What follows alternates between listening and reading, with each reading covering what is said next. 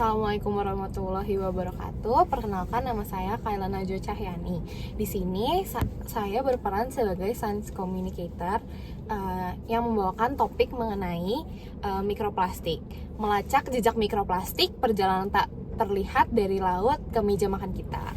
Di sini saya bersama narasumber saya, seorang mahasiswa. Boleh diperkenalkan dirinya? Halo, nama saya Benny dari Universitas Gunadarma, jurusan Seni Rupa.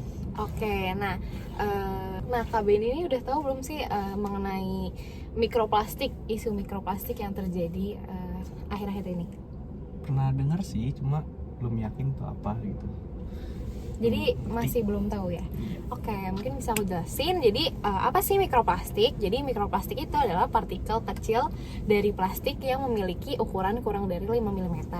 Nah, mikroplastik ini bisa berasal dari berbagai sumber. Misalnya kayak dari pecahan plastik yang terurai, dari plastik yang lebih besar, serat sintesis yang dilepaskan saat mencuci pakaian dari bahan seperti polyester, terus pelepasan produk plastik dari proses industri dan lain-lain. Nah, mikroplastik ini punya berbagai bentuk, termasuk kayak ada bulat, serat atau fragmen yang lebih besar. Nah, biasanya ini mikroplastik tersebar di lingkungan, termasuk di lautan, sungai, tanah, dan udara. Karena ukurannya sangat kecil, makanya mikroplastik ini sulit untuk dideteksi dan dihilangkan dari lingkungan. Nah, mikroplastik ini dapat mencemari berbagai ekosistem dan menjadi masalah lingkungan yang signifikan. Nah, organisme laut mulai dari plankton hingga ikan itu bisa nih buat menelan mikroplastik yang nanti bisa mengakibatkan keracunan, penyumbatan pencernaan, gangguan reproduksi. Nah, selain itu mikroplastik juga dapat mempengaruhi rantai makanan dan berpotensi untuk mencapai manusia yang mengonsumsi ikan yang udah terjangkit sama mikroplastik itu. Oh gitu ya Kak, bahaya juga ya ternyata ya mikroplastik. Kalau boleh tahu, itu asalnya dari mana ya Kak mikroplastik itu? Oke, mikroplastik itu bisa berasal dari berbagai sumber, dari aktivitas manusia ataupun proses alami. Nah, biasanya itu mikroplastik dari pecahan plastik. Jadi plastiknya terurai dari plastik yang lebih besar jadi yang lebih kecil. Terus itu bisa terjadi karena proses dari paparan sinar matahari dan oksidasi, jadi nyebabin plastiknya jadi kecil. Terus kalau nggak ada dari pelepasan produk plastik, yaitu yang kayak kemasan, botol minuman gitu-gitu yang terurai ke lingkungan.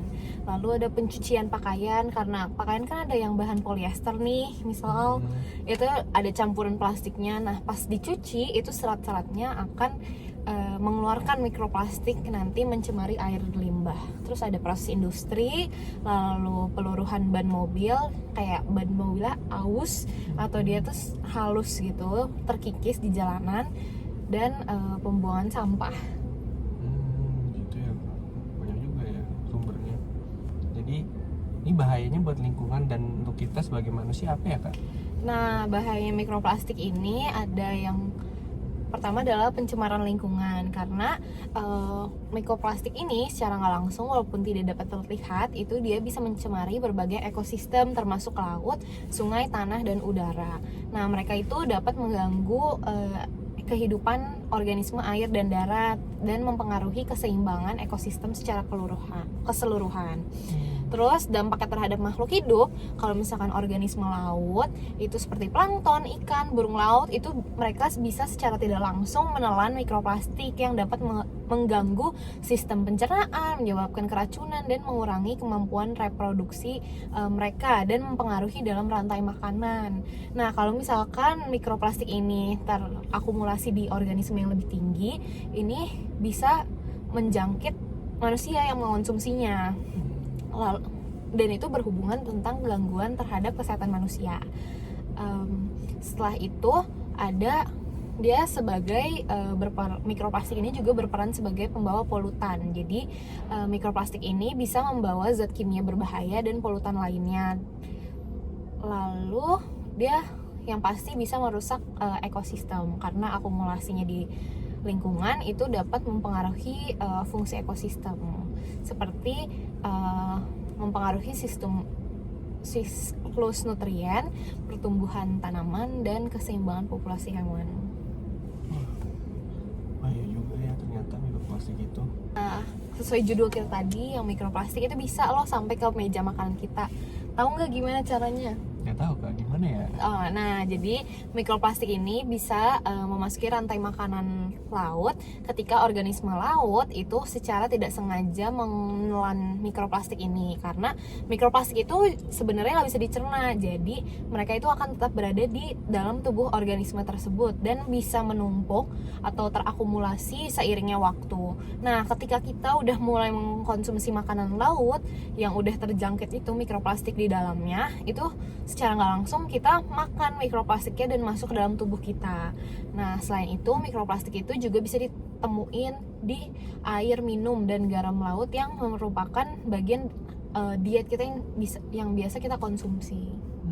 Gitu ya. Nah, kalau untuk mengurangi dampak atau paparan mikroplastik itu gimana ya Kak caranya? Nah, jadi ada beberapa langkah untuk kita mengurangi dampak dari mikroplastik, itu dengan mengurangi penggunaan plastik sekali pakai, menerapkan 3R, reduce, reuse, recycle. Selain itu, kita bisa memilih produk yang tidak mengandung microbeads seperti di jenis kosmetik, dan mencuci pakaian sintetis dengan lebih sedikit frekuensinya.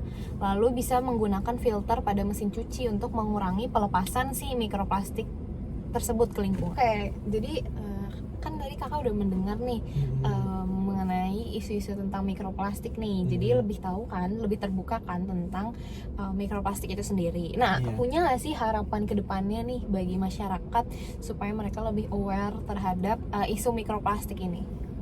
Ya harapannya sih mikroplastik ini lebih dikurangin ya penggunaannya dan penyebarannya, dan harapannya ada effort yang lebih banyak untuk membasmi mikroplastik di lingkungan kita.